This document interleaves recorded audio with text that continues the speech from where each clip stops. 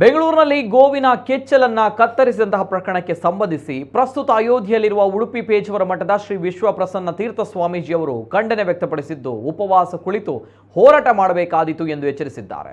ಇದೊಂದು ಅತ್ಯಂತ ಹೇಯವಾಗಿರುವಂತಹ ಕೃತ್ಯವಾಗಿದೆ. ಇದನ್ನ ಯಾವ ಮಾತಿನಿಂದ ಖಂಡಿಸಬೇಕು ಎಂದು ತಿಳಿತಾ ಇಲ್ಲ. ಗೋ ಆಸ್ಪತ್ರೆ ಸ್ಥಳಾಂತರವಾಗಬಾರದು ಎಂದು ಪ್ರತಿಭಟನೆ ನಡೆಸಲಾಗಿತ್ತು. ಪ್ರತಿಭಟನೆಗೆ ಗೋವನ್ನ ಕರೆದುಕೊಂಡು ಹೋಗಲಾಗಿತ್ತು.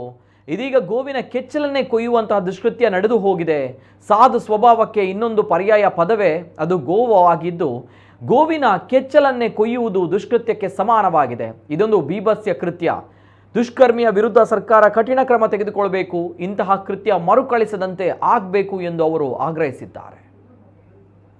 ಚಾಮರಾಜನಗರದಲ್ಲಿ ಅತ್ಯಂತ ಹೇಯ ಕೃತ್ಯವೊಂದು ನಡೆದು ಹೋಗಿದೆ. ಆ ಘಟನೆಯನ್ನು ನಾವು ಯಾವ ಮಾತುಗಳಿಂದ ಖಂಡಿಸಬೇಕು ಅಂತ ತಿಳಿತಾ ಇಲ್ಲ.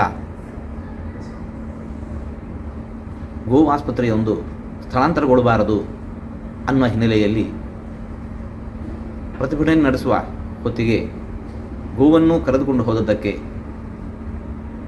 ಪ್ರತಿಭಟಿಸುವ ರೀತಿಯಲ್ಲಿ ಆ ಗೋವಿನ ಕೆಚ್ಚಲನ್ನೇ ಕೊಯ್ಯುವಂತಹ ದುಷ್ಕೃತ್ಯ ನಡೆದು ಹೋಗಿದೆ.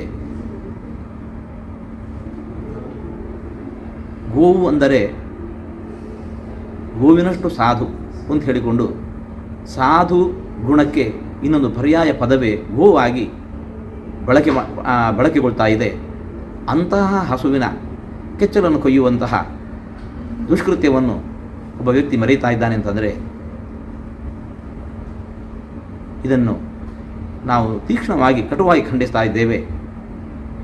ದಿನನಿತ್ಯ ಬೆಳಗಾದರೆ ಕಾಫಿ ಟೀ ಅಂತ ಹೇಳಿಕೊಂಡು ಕುಡಿಯುವ ಹಾಲಿನ ಮೂಲ ಪ್ರತಿಯೊಬ್ಬರೂ ಕೂಡ ಆ ಹಾಲನ್ನು ಬಳಸಿಕೊಂಡೇ ಬದುಕ್ತಾ ಇದ್ದೇವೆ.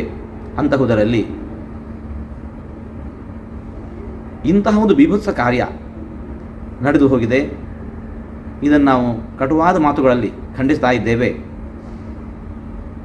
ಇಂತಹ ದುಷ್ಕೃತ್ಯವನ್ನು ಎಸಗಿದವರ ಮೇಲೆ, ಕ್ರೌರ್ಯವನ್ನು ಎಸಗಿದಂತಹ ದುಷ್ಟರ ಮೇಲೆ ಸರ್ಕಾರ ಕೂಡಲೇ ಕಠಿಣವಾಗಿರತಕ್ಕಂತಹ ಕ್ರಮವನ್ನು ಕೈಗೊಳ್ಳಬೇಕು. ಇನ್ನು ಮುಂದೆ ಎಲ್ಲಿ ಕೂಡ ಇಂತಹ ದುಷ್ಕೃತ್ಯಗಳು ನಡೆಯದಂತೆ ಆ ಪಾಠವಾಗಬೇಕು.